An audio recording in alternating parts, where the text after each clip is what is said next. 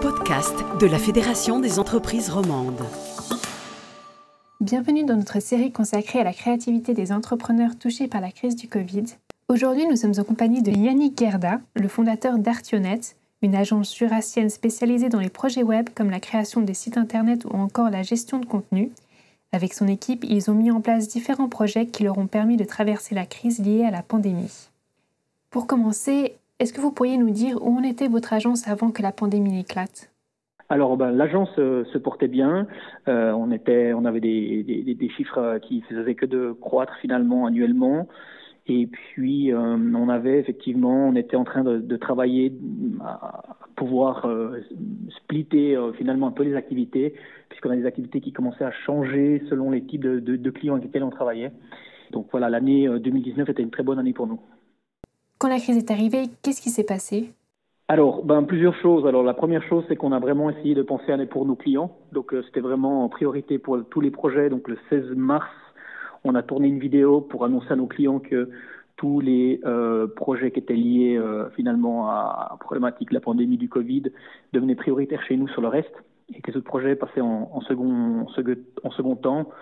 L'objectif était vraiment de pouvoir finalement aider nos clients le plus possible avec, disons, les outils que nous avons à disposition et nos compétences pour pouvoir essayer qu'ils passent la crise de la meilleure des manières. Qu'est-ce que vous avez fait pour vous réinventer et traverser cette crise ? Bon, alors, je dirais qu'on a sur deux axes, on a énormément travaillé. Le premier axe, en fait, finalement, c'était sur ce fameux produit qui s'appelle e-séance de gestion des communes. C'est un produit sur lequel on a travaillé pendant à peu près 2 ans et demi pour digitaliser toutes les séances qu'ont les exécutifs communaux. Et puis, on est arrivé en production du produit et commercialisation en septembre 2019. On a commencé de vendre le produit. En fait, on avait une quinzaine de communes qui étaient déjà en production à la fin de l'année. Mais on n'arrivait pas encore vraiment à le vendre parce que les gens nous disaient, voilà, on n'était pas dans le budget, donc c'est pour le budget de l'année suivante, donc on se reverra en 2021.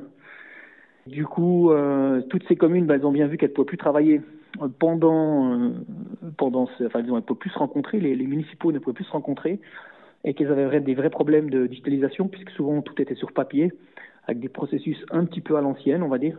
Et donc, on a fait une offre, une promotion de dire, voilà, on vous met à disposition l'outil, sous quelques jours, vous pouvez l'avoir, on vous installe, on vous forme même à distance. Et on a comme ça signé 70 communes qui sont parties avec l'outil en l'espace de 15 jours. Donc ça, c'est le premier axe sur lequel on a travaillé. Puis le deuxième, alors c'était un petit peu un concours de circonstances en termes de timing, mais on avait une volonté de pouvoir commencer de produire de la formation en format podcast, où les gens pouvaient faire de la formation à la demande avec une vidéo de qualité.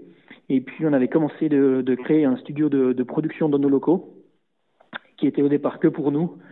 Et puis, avec le Covid, on a commencé de tourner pas mal de vidéos pour pouvoir former nos clients.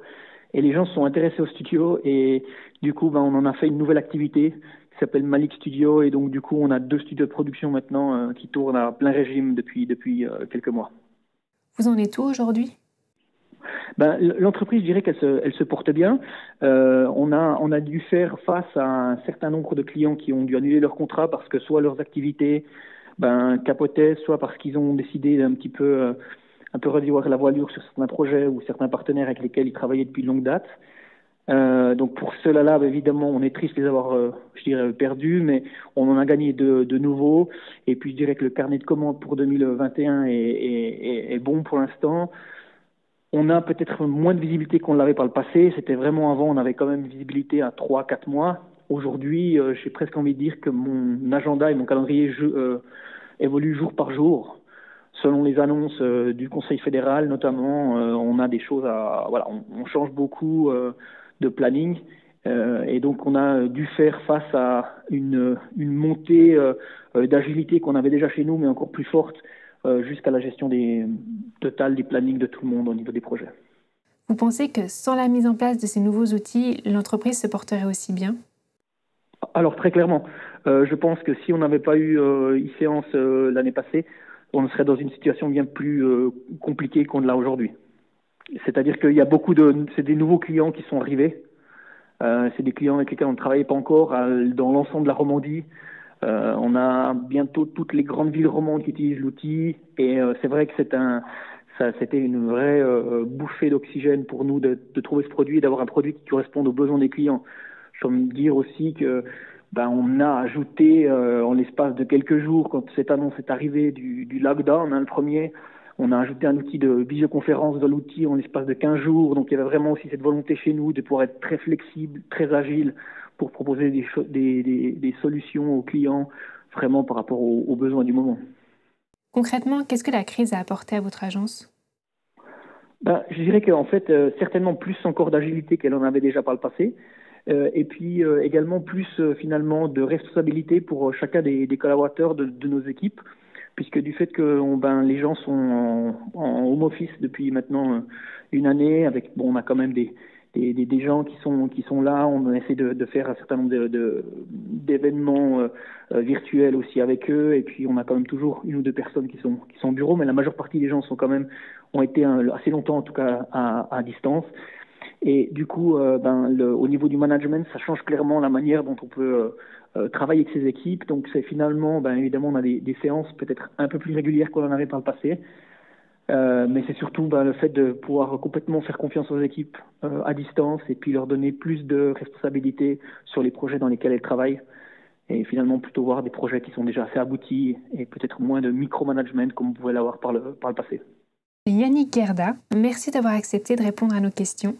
Quant à moi, je vous retrouve bientôt pour un nouveau numéro de notre série consacrée à la créativité des entrepreneurs en période de pandémie. Vous pouvez retrouver tous nos podcasts sur le site internet de la FERSR, www.fer-sr.ch.